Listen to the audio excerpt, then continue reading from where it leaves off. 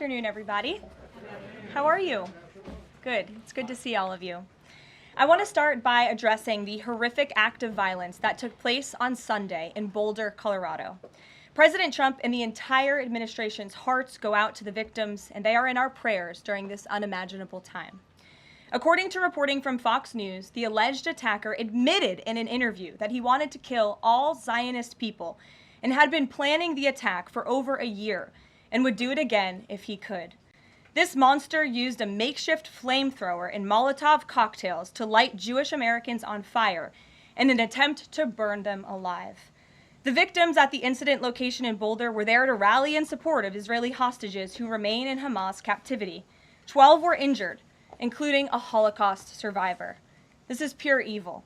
The Department of Justice has already filed federal hate crime charges against the alleged perpetrator, and he will be held accountable to the fullest extent of the law. This tragedy is a sobering reminder of the consequences of the Biden administration's failed policies. According to the Department of Homeland Security, the Boulder suspect is an Egyptian national who was in the United States illegally. He entered the U.S. during the Biden administration in August 2022 on a B-2 visa until it expired. Upon the visa expiration, he overstayed, filed an asylum claim, and was given a work authorization by the Biden administration. Instead of deporting this heinous individual, Joe Biden's administration allowed him to stay in our country and to work. President Trump sounded the alarm over these reckless Biden policies for years because this is the predictable result of letting anti-American radicals and illegal immigrants pour into our country. Immigration security is national security. And that's why the Trump administration, at the direction of our great president, has secured our border, strengthened our immigration system, and has taken immediate steps to protect the United States from foreign terrorists and other public safety threats. President Trump acted swiftly upon taking office to reform our visa issuance process to ensure that dangerous aliens who are intent on harming Americans or our national security interests are no longer admitted into our country. Under the Trump administration, aliens will only be admitted into the United States through the legal process and only if they do not bear hostile attitudes towards our citizens, our culture, our government, our institutions, or most importantly, our founding principles. Under President Trump, the United States has zero tolerance for foreign visitors who support terrorism. Violators of U.S. law, including international students, will continue to face visa denial or revocation and deportation. And illegal alien criminals will continue to be arrested and deported from our country. On that note, ICE and federal law enforcement partners just wrapped up a month-long surge operation arresting nearly 1,500 illegal aliens in the Commonwealth of Massachusetts. During the enhanced operation, dubbed Operation Patriot, ICE Boston and other federal law enforcement personnel focused on transnational organized crime, gangs, and dangerous illegal alien offenders throughout Mass. More than half of the nearly 1,500 illegals arrested had significant criminal convictions or charges pending against them. Here are just some of the violent illegal aliens who were removed from communities in Massachusetts during Operation Patriot. A Salvadorian national with active Interpol red notice for aggravated homicide. A Guatemalan national and registered sex offender who had pending criminal charges in Boston for 5 counts of indecent assault and battery on a person 14 or over. A Honduran national who was last arrested for rape, indecent assault, and battery of a person 14 or over. A Colombian national charged with kidnapping, aggravated rape, and indecent assault and battery on a person 14 or over. And a Guatemalan national who was convicted of murder in Boston. Also, a Brazilian national who was charged with aggravated rape of a child by force and possession of child pornography. Again, these are people who were living in the Commonwealth of Massachusetts. And lastly, a Salvadorian national whose criminal history includes charges of aggravated rape of a child by force. I don't think anybody in this room wants these types of heinous criminals in your communities. And it's thanks to this administration that they are being removed from our country. When Democrat-run jurisdictions released violent illegal alien criminals back into communities after making arrests instead of turning them over to federal immigration enforcement like they should, those Democrats are putting law-abiding Americans at risk. And these insane policies force law enforcement officials to make much more difficult arrests that put their lives, our law enforcement lives, in jeopardy. President Trump is incredibly grateful for our heroic officers on the front lines getting these violent, illegal alien invaders out of our communities. Law and order is back in America under President Trump. And on that same note, there are new crime statistics that show crime is plummeting. In fact, Politico summed it up like this. Murder rates are tumbling across the U.S. in 2025. Homicide stats are down at least 20% over last year, and we could be on course for the lowest number on record. With President Trump in charge, the days of criminals being put over victims are over. On the topic of immigration, the Washington Post just ran one of the most ridiculous headlines ever, even by their standards. And on my very first briefing, several months ago, I said I would hold anyone accountable in this room.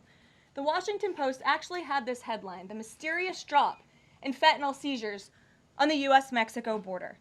How is this mysterious? There is no mystery about why there is a decrease in fentanyl coming into the United States. This administration's strong border policies are the reason there has been a decrease in fentanyl trafficking. His strengthened relationship with Mexican President Sheinbaum and all of the measures he has been taking to deter illegal human and drug trafficking at our United States southern border is the reason for plummeting fentanyl seizures at the U.S. border. There is nothing mysterious about that, and we'd like to see the Washington Post update their headline accordingly. This is clearly trying to intentionally manipulate the minds of the Americans, and I think the American people understand why there's been a fentanyl drop. In our office responded to this inquiry. We provided a whole host of the reasons that fentanyl seizures at the southern border have dropped, and the Washington Post refused to run them, and that's despicable. In other news, positive economic reports continue to flood in. Inflation dropped to 2.1% in April. Personal income increased 0.8% in April. So inflation is down and wages are up. That's almost triple the expectations and against the doubts of nearly everyone in this room. And we also saw the largest monthly decline in the trade deficit on record as a result of President Trump's very powerful tariffs. Lastly, the price of eggs has dropped more than 61% since President Trump took office in January. I remember my very first briefing, I was asked about the cost of eggs. The reporter tried to insinuate it was this administration's fault, even though he had only been here for a few days or weeks. It was a result of the previous administration's terrible policies, and in record time, this president has fixed that problem that he inherited from Joe Biden, and now egg prices have dropped 61% since this president took office. There's a lot of good news, and I'm sure you have a lot of questions, so let's get to them. We have just the news in our new media seat today. Amanda Head, thank you for being with us. Why don't you kick us off? Sure, thank you so much.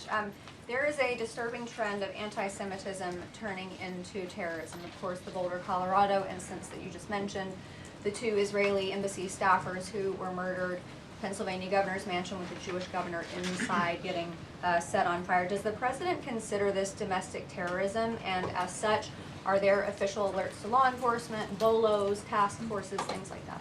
The president has made it very clear, as he said in his statement yesterday, that yes, these anti-Semitic acts of violence are do qualify as terrorism, and he does not want to see terrorism or violence of any form taking place in the United States of America. And as for specifically anti-Semitic terrorism and anti-Semitic acts of violence and those that are targeting Jewish Americans, this administration has done more to combat that violence than any administration in history. And one incident is one too many. And I think, frankly, that's something the previous administration was not willing to say. This president will stand up for Americans of all religions, of all faiths, of all creeds, and we will continue to look at policy measures and actions that we can take in addition to the actions that have already been taken to curb this anti-Semitic violence. And to Jewish Americans at home, across the country, this president has your back. And then on another issue, back in February, Secretary Kennedy created a commission to re-examine the childhood vaccine schedule. But there are still states outstanding like California, Connecticut, Maine that are not allowing any religious exemptions for kids not only to go to school but to participate in sports and extracurricular activities. Would the president want to see religious exemptions allowed across all 50 states? And how do you enforce that, especially with states like California that are already defying the president on the men and women's sports issues? Generally speaking, I know the president supports religious exemptions for families when it comes to vaccinations. As for the instances in those specific states, I'll have the administration and the White House look into it and see what executive action, if any, we can take on that front. Thank you. Kelly. Good afternoon. We're now in hurricane season, and obviously there is great concern every year about the potential for that. Can you speak to how the president is planning to have the level of support, should it be needed, to be as it has been with a reduction in the workforce? And is he still comfortable with Administrator Richardson, who had talked, whether joking or not, about not being aware of a hurricane season for this country? What is the president's level of briefings on what may be required? If you could give us kind of an overall update on that. Sure. Well, of course, we know that we are into hurricane season now, and I know FEMA is taking this seriously, contrary to some of the reporting we have seen based on jokes that were made and leaks from meetings. But Secretary Kristi Noem and the FEMA leadership are all over this. They are committed to ensuring that federal resources and tax dollars are there for Americans in need, and the president continues to review requests for emergency aid and carefully considering them. However, this president has made it clear we're not going to enable states to make bad decisions with federal tax dollars and then have the federal government later have to bail these states out. We want to see states be responsible with their tax dollars to do as much as they possibly can, and then the president will deeply and thoughtfully consider any requests for federal aid that come to his desk. And I think some of the media reporting we've seen on this is frankly sloppy and irresponsible. There are serious people who are taking this issue seriously, starting with the president himself, who, as you know, on his first domestic trip back in office, visited both North Carolina and California, both of which were, of course, hit by natural disasters when he wasn't even president, but he took ownership of that and visited those places and those people immediately. Is it Brian? about hurricane season appropriate, though, now that this is serious business, as you talked about? It's serious business, Kelly, and I'm not going to engage in such fodder with a question like that. Brian? Thank you, Caroline. Reuters was reporting that there is a letter that is meant to be sent to other countries, which would give these countries a deadline of Wednesday to produce their best offer on the trade matter. Why does the administration feel the need to send this letter? And I have one more follow-up on trade. Sure, I can confirm the merits and the content of the letter. USTR sent this letter to all of our trading partners just to give them a friendly reminder that the deadline is coming up. And they are in talks. Ambassador Greer, Secretary Besson, Secretary Lutnick are in talks with many of our key trading partners around the globe. As you know, Brian, I know the Wall Street Journal has covered this quite heavily. And they continue to be engaged in those discussions. And this letter was simply to remind these countries that the deadline is approaching and the president expects good deals, and we are on track for that, I will emphasize. On the trade side, though, when the deal with the United Kingdom, there was this idea of a reprieve on the auto tariffs. Is the president looking to do another similar deal on the sector-by-sector reduction in tariffs, or is this more going to be deals related to the reciprocal tariffs that were announced months ago?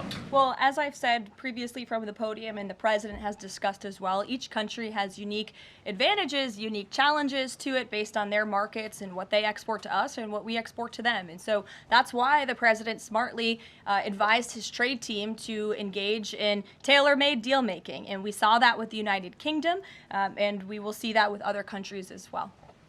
Kate. Does the president support the Senate moving forward with a bill imposing heavy sanctions on Russia? Look, the president has spoken about his position on sanctions on Russia. He has smartly kept this as a tool in his toolbox if necessary, but I think the Senate and everyone on Capitol Hill respects the president as the commander-in-chief for a reason. And as you know, Russia and Ukraine engaged in direct talks yesterday. That was at the encouragement of this president when he spoke to both leaders of both countries via phone just a couple of weeks ago. And so I would just like to remind everybody how far we have come in just 4 months. I mean, it was inconceivable last year at this time for Russia and Ukraine to be engaged in direct talks. And it's because of the president's insistence and determination to get this war to an end that these countries sat down yesterday. So he's willing to use sanctions if he needs them, and the Senate and the Capitol Hill understand that the president is the commander-in-chief and he's leading United States foreign policy as he should. Iran, the president said that the U.S. would not allow for any uranium enrichment, but the proposal offered to the Iranians reportedly allows for low levels of enrichment. Can you explain that discrepancy? I'm not going to comment on alleged details of the report. We're not going to negotiate through the media out of respect for these ongoing discussions and negotiations that Special Envoy Witkoff is leading. The president made his position very clear on Truth Social last night. In fact, it couldn't be any more clear, and I would reiterate that's his position. Special Envoy Witkoff sent a very detailed and acceptable proposal to the Iranian regime that the president hopes they will accept, and if not, they will face grave consequences, as the president himself has reiterated. Sure. Thanks, Caroline. You're welcome. A couple of things, if I may. Firstly, can you confirm whether or not President Trump is going to be going to the NATO summit in The Hague later this month? I can confirm he will be going to the NATO summit, yes. Great, thanks. And another question on the Netherlands, in fact. Just wondering if you have any reaction to the collapse of the Dutch government there after the anti-EU and anti-Islam leader Geert Wilders, who's been described as a Dutch Trump, pulled out of the government there. I don't have a comment on that, but certainly we should and we will get you one, okay? Thanks. You're welcome. Brett.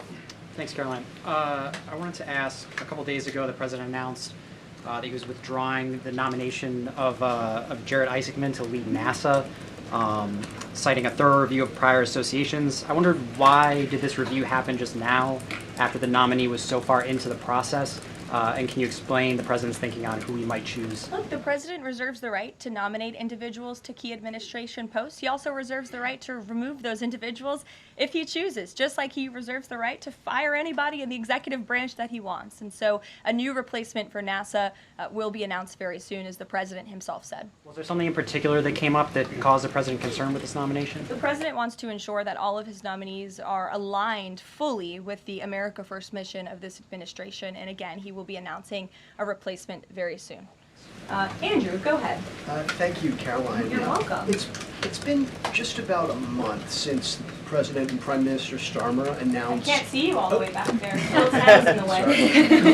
Well, very well. There you go. So it's been just about a month since Prime Minister Starmer and President Trump announced that the U.S. and U.K. had reached a trade deal, That's right. or at least a framework for a deal.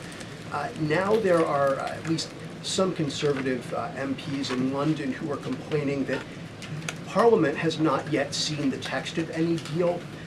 So I'd like to ask you from this side of the pond, is there a text for the deal ready to be released, submitted, and if not, when can we expect it? And then I have one more. There's most definitely text with this deal. There is language that this side has seen. You'll have to ask the UK Parliament why they haven't seen it from their own government. I obviously can't answer that question. And on Jonathan, Caroline, go one ahead. more on Ukraine, Go ahead, please. Jonathan. Sure, go ahead. On Ukraine, it's been a couple days since Ukraine made that audacious drone strike on Russian airfields. The president hasn't said a word about it, and usually he's not shy about making his thoughts known Don't you on love that? the war, or it's not bad, on the war or any other subject. What have you heard from him on this audacious drone strike? Is he surprised? He said that Zelensky didn't have the cards when they met in the Oval Office a few months back. Does Zelensky possibly have some cards that the president hadn't known about? Look, the president's thinking on the Russia-Ukraine war as it stands, I spoke to him about it just this morning, is he remains positive at the progress that we've seen. Again, he urged both leaders to sit down and talk directly with one another, and they did that. Russia handed over a memorandum of peace, or a peace plan, or a suggestion of one, I understand, to the Ukrainian side. They also agreed upon the exchange of prisoners or hostages from each other's countries. So he remains positive about the progress that we're seeing, but he also is a realist, and he realizes these are two countries that are at war and have been for a long time because of his predecessor's weakness and incompetence. So he's working hard to solve this conflict, and that's where his mind is right now on it. Jonathan, go ahead. Thank you.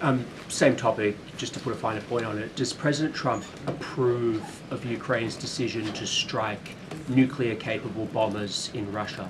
I would like to let the president speak on that himself. And just to follow up, has the president... I would just add to that.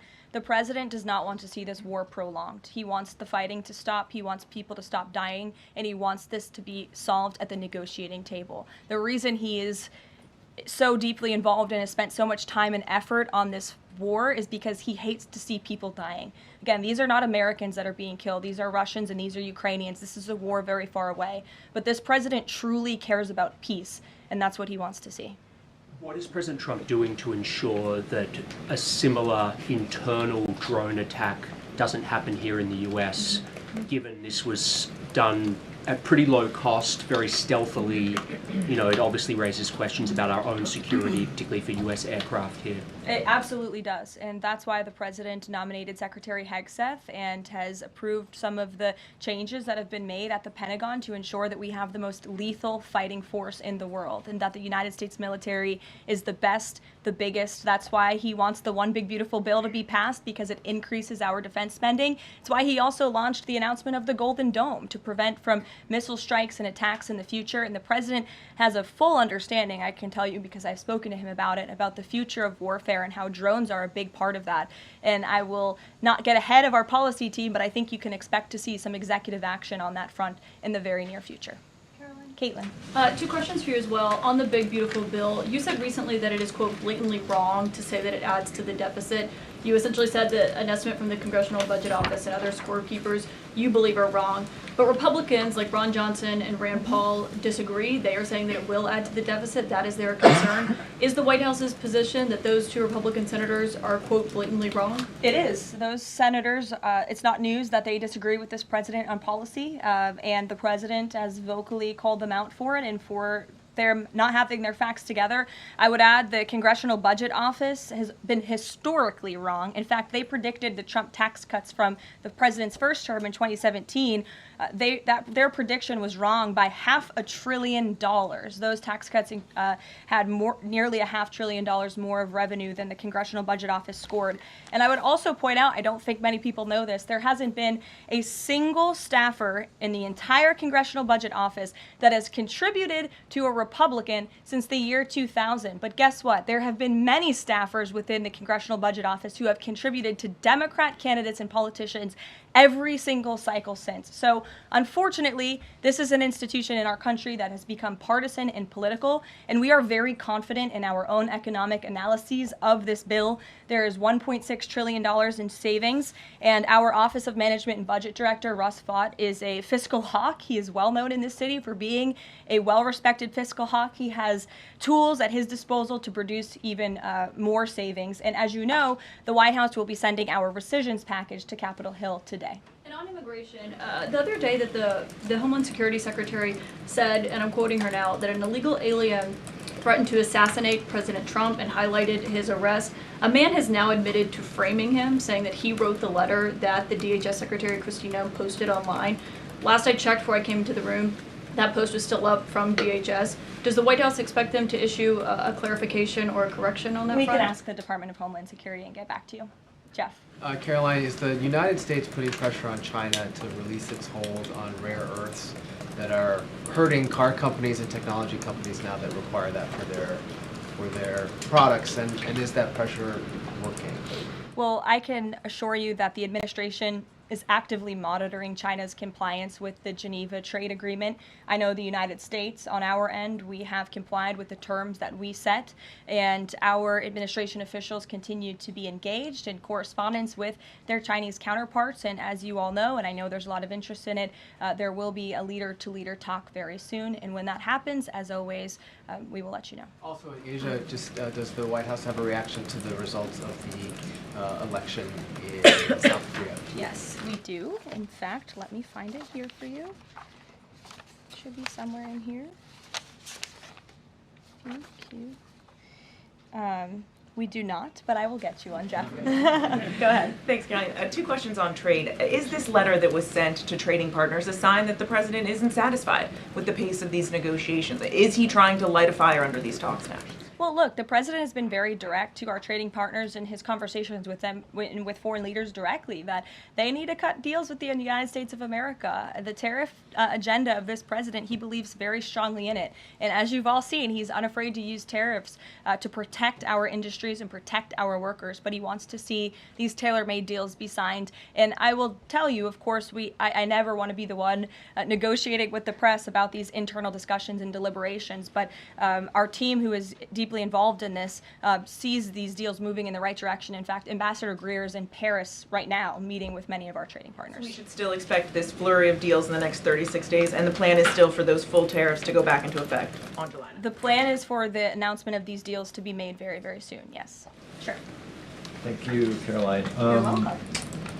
So Governor Whitmer confirmed that she spoke with President Trump about the possibility of pardoning the plotters against her, the kidnapping case. She didn't give us an idea of what the president's reaction was to that. Do you have any information about what he said? Well, I won't reveal the president's private discussion unless he gives me liberty to, but I will reiterate what he said publicly when he was asked by one of the journalists in this room in the Oval Office a couple of weeks ago about the pardons. He said it's something he would look at, nothing more, nothing less. Haley, go ahead. Thanks, Caroline. And then to Kelly next to you. Thank you. When it comes to the leader-to-leader call with Xi Jinping this week, what is the president's expectation of this call? Is he looking for concrete outcomes out of this, or is he looking to kind of warm relations as these trade talks are ongoing? Well, President Trump and President Xi have shared a respectful relationship throughout the years. And again, I won't get ahead of the president on that call, but as always, after, you'll hear directly from the president or from myself or someone else here at the White House. Kelly. Caroline, thank you. I want to get back to the anti-Semitic behavior that's been going on college campuses as well as recently in Boulder, Colorado. The president, as you know, has the White House Faith Office, the Religious Liberty Commission, as well as the Anti-Task Force on Anti-Christian Bias, which includes anti-Semitism. From a whole of government perspective, and the president has already mentioned how he hates these kinds of acts that have been going on, can these entities and these agencies work together with the president to put out a proactive campaign to help people stop the hate?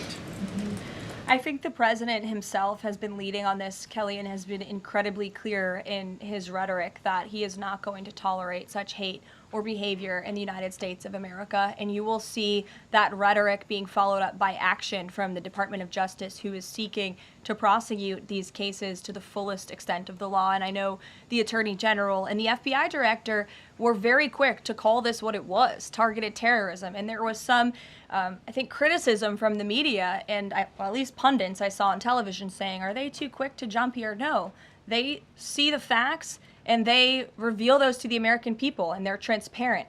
And I think, frankly, that's a breath of fresh air from what we experienced in the previous administration. Are there programs that they can put in place to campaign against this kind of violence, to actually take the whole approach and say, we want to get ahead of you.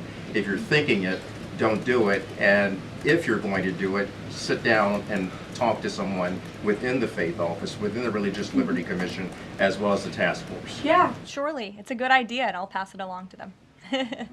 Peter. Thank you, Caroline. When you look at these last-minute Biden pardons, the big ones, Biden siblings, Fauci, January 6th committee. That's right. Most of the big ones have the same very neat signature. We would expect that probably to be the auto pen. There is one that looks different. It looks authentic. In fact, if you look at the last name, it almost looks like the president was having a hard time spelling his last name there. Is this White House of the opinion that the only pardon that would count is one that the president signed himself? It's very interesting. Very interesting props. If you want to bring them to my office later so I can take a closer look, I would like to do that. The president is making a good point when he discusses the usage of the auto pen. Who was running the country for the past 4 years? Perhaps those documents were signed with the auto pen, something that this, I believe the Department of Justice is looking into. As you saw, Ed Martin made an announcement at the Department of Justice this morning to launch an investigation because the American people deserve answers. Is there any concern that this president, who won the election on a promise to fix the economy and close the border, that focusing and scrutinizing these Biden pardons is looking into the past instead of looking forward? I think in comparison to the amount of time this president has spent on securing the border, on fixing our economy, I just read out for you an entire list of economic accomplishments. Look at the border numbers, look at the time and effort he's divulged into solving the global conflicts abroad. It pales in comparison, but it still, nevertheless, is a very important issue. And it was a huge issue that sent the president back to this White House. The Americans saw with their own eyes a mentally incompetent president, and they want answers for that. that, and the president believes they should have And them. something that just Go crossed, ahead. Caroline, how mad do you think President Trump is going to be when he finds out that Elon Musk said, "I'm sorry, but I just can't stand it anymore. This massive, outrageous, pork-filled congressional spending bill is a disgusting abomination. Shame on those who voted for it. You know you did wrong. You know it." Look, the president already knows where Elon Musk stood on this bill. It doesn't change the president's opinion. This is one big, beautiful bill, and he's sticking to it. Tamara. Thank you. The National Security Council was reorganized, or some staffing changes were made the Friday before Memorial Day. I'm hoping you can explain sort of the new structure, what the structure is of the National Security Council, what the goal is in terms of staffing levels. You know, what is the new National Security Council mode? Well, as with everything in this White House, it is a top-down approach. The president is here. He is president. He's not an auto pen like the previous president was. He's very much involved in literally every policy discussion and decision that takes place. And we felt it was best to reorganize the National Security Council to respond to that top-down approach that we have here in this White House, and to streamline the efficiency and the effectiveness of the National Security Council. And I would add that Secretary of State Rubio and now National Security Advisor Rubio is doing a tremendous job at leading the National Security Council. He knows the president. He understands where the president is on these issues. He's great to work with here at the White House. I can tell you that. I appreciate seeing him a lot more in the building. And he and the president and the entire National Security Council, who's made up of great patriots who love this country, are doing a tremendous job on the many conflicts around the world that this administration inherited. Is there a goal staffing level? I'm sorry? Is there a goal for the staffing level, like the number of people who would be in this National Security Look, we Council? just want the National Security Council to be as efficient as possible, and if staffing needs are necessary, I'm sure Secretary Rubio would not mind hiring people if necessary, but again, we've been working with them day in and day out, and they're chugging along and doing great work. Sure. Thank you, Caroline. Two questions, if I can. President Trump got involved himself in presidential election in Poland by supporting a conservative candidate who ultimately won. Yeah. What does it mean for the future U.S.-Polish relations? What's likely to change? Well, I believe the president is obviously pleased to see the result of the Polish elections. He met with Karol Nawrocki, if I'm pronouncing that correctly. Yes, Nawrocki. Okay, thank you. I appreciate your insight on that. He met with him at the White House, and he told them, you're going to win because you support common sense. And he supported strong borders in Poland. He supported an end to the woke, radical DEI stuff that we've seen not just here in the United States, but really take over Europe and, frankly, the whole world. He was very outspoken about that. And I was reading the reports about how the Polish people felt about this man, and they felt like he was putting the needs of Poland first. And that's a very refreshing feeling, one that we know very well here in the United States of America. So, as you know, the United States and Poland have always had a very deep and strong relationship, friendship. They're a great ally, and I know the president continues to look forward to working with them. We have one more on Ukrainian drone attack on Russia. Was President Trump informed in advance by Ukraine that the attack is coming? He was not. Carrie. Caroline, so I just want to go back to the issue on the anti-Christian bias as well as issues on anti-Semitic issues. Senator Grassley just put out a report saying that the files, FBI files, have showed that the Catholic group targeting was way more prevalent within the FBI during the Biden era than was previously shown, as far as former FBI Director Christopher Wray was putting out there during congressional testimony. Can you discuss here what President Trump would like to see in terms of consequences within the FBI as far as those who were involved? Also, the second question, if the DOJ finds that the auto pen was used by President Biden, should those actions that were used with the auto pen, should they be null and void? I'm not going to get ahead of the Department of Justice's investigation into the usage of the auto pen. And again, the question is not, was the auto pen used? It's whether or not the President of the United States knew it was being used, and if not, who was using it in his name, which is clearly illegal behavior. Deanna. Thanks, Caroline. One on foreign policy, one domestic, if I can. Sure. On foreign, just speaking to the president's Truth Social post about Iran recently, saying that there will be no uranium enrichment. Is he saying that that's a red line for him, or no? I already answered this question. The president's been very clear about where he stands on that. Okay, and then on domestic, there is a report that Laura Loomer met with the vice president today. Can you speak to her relationship with the administration and if she's informally advising in any way? She is not. I do know she met with the vice president. As for what was discussed in that meeting, I would defer you to his team. Thanks, Caroline. I had one question on anti-Semitism, one question on China. So for years, radical leftists and Islamists have been calling for so-called globalize the Intifada. Do you believe this is a call for violence against Jews? And do you think these attacks on Jews around our country is what globalizing the Intifada looks like? I don't want to speak to the merits of those claims without looking into them, but as I said, any violence against Jewish Americans will be prosecuted to the fullest extent of the law. Absolutely. And also, Secretary of State Rubio made an announcement saying he'll be revoking visas of certain Chinese students, including those with connections to the Chinese Communist Party.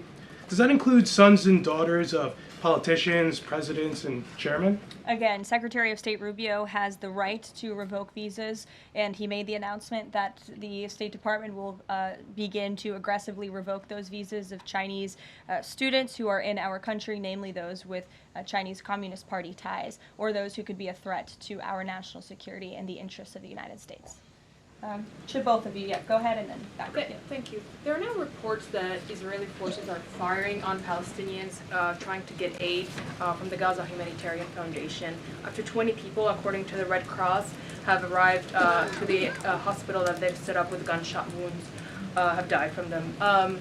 Is this administration aware of these? And I mean, what is being done to address this situation? The administration is aware of those reports, and we are currently looking into the veracity of them because, unfortunately, unlike some in the media, we don't take the word of Hamas with total truth. We like to look into it when they speak. Unlike the BBC, who had multiple headlines, they wrote, Israeli tank kills 26, Israeli tank kills 21, Israeli gunfire kills 31, Red Cross says 21 people were killed in an aid incident, and then, oh wait, they had to correct and take down their entire story, saying we reviewed the footage and couldn't find any evidence of anything.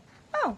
Okay, so we're going to look into reports before we confirm them from this podium or before we take action, and I suggest that journalists who actually care about truth do the same to reduce the amount of misinformation that's going around the globe on this front.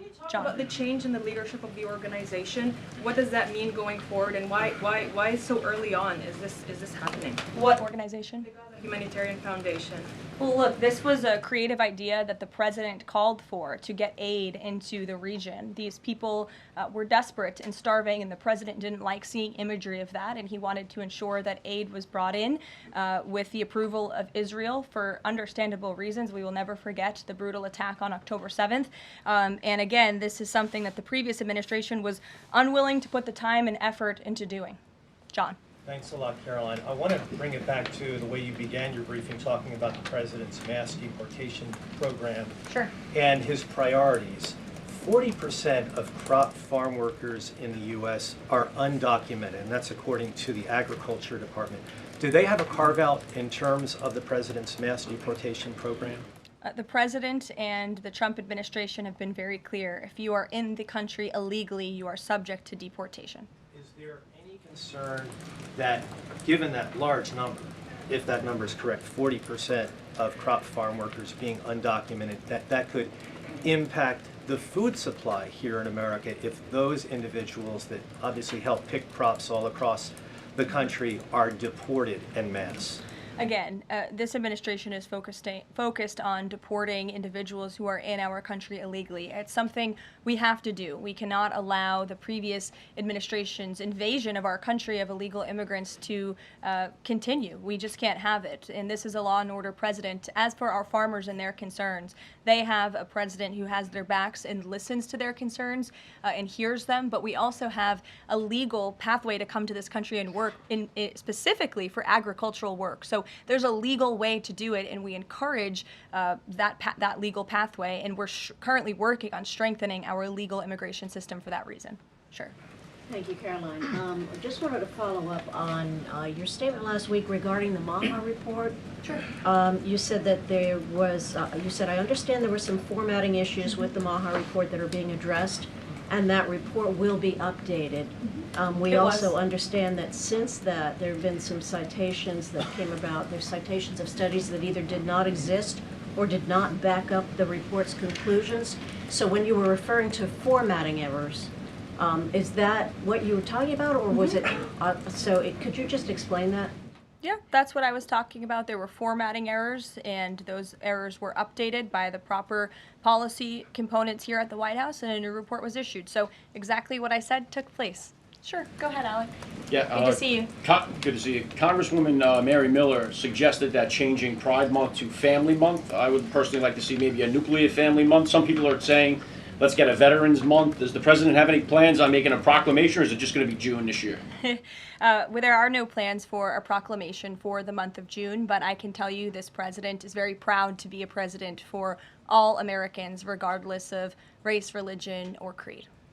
Caroline. Reagan, go ahead. Thank you, Caroline. And then I'll go to you. Thank you. You're welcome. Colorado passed sanctuary protections for illegals 1 month before the terrorist attack this weekend. 2 questions. Why did the DHS remove the sanctuary cities list that it had published, which was ordered by the president?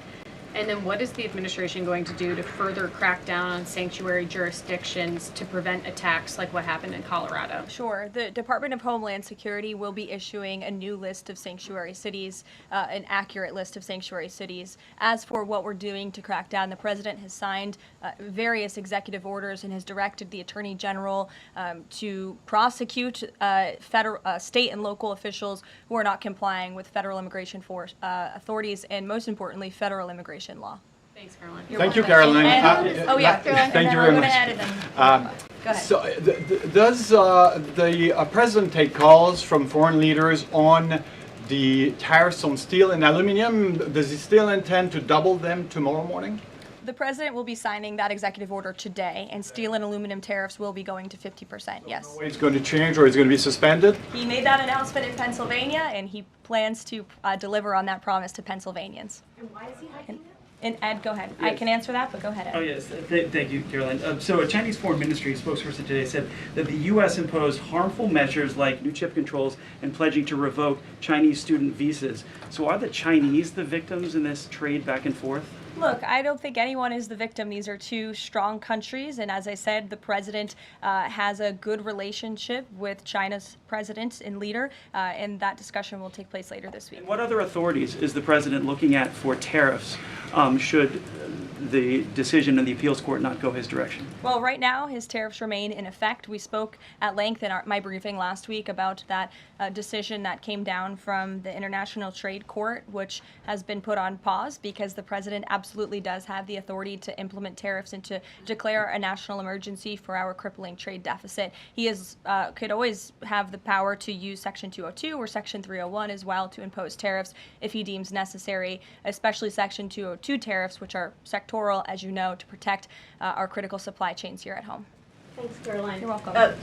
You've got U.S. business leaders begging for certainty. So why did the president suddenly decide to hike tariffs on steel and aluminum again? You also have U.S. business leaders begging to meet with this president and begging to come to the White House to talk to him because they know that he is a negotiator in chief, that he's making good deals on behalf of the American worker and the steel worker, in particular when it comes to the steel and aluminum tariffs, which he discussed in his speech at length at Pennsylvania, and the need for them. And I would just add, I was at that speech on Friday with the president, and there were 2,000 steel workers and their families in the room, many of them wearing their hard hats. I spoke to one backstage who said this is the greatest thing that has happened for that community in Pittsburgh, Pennsylvania in 60 years, because this is a president who doesn't just talk the talk, he walks the walk too, and he's delivering on his promises to bolster our steel and aluminum industries in this country and to protect those jobs. If not for this president, that steel plant in Pittsburgh, Pennsylvania would have closed. Those jobs would have been lost, and the president saved that company, he saved those jobs, and he's saving that community, and that's the intention of the steel tariffs, which he will sign later this afternoon. Thank you very much, everyone.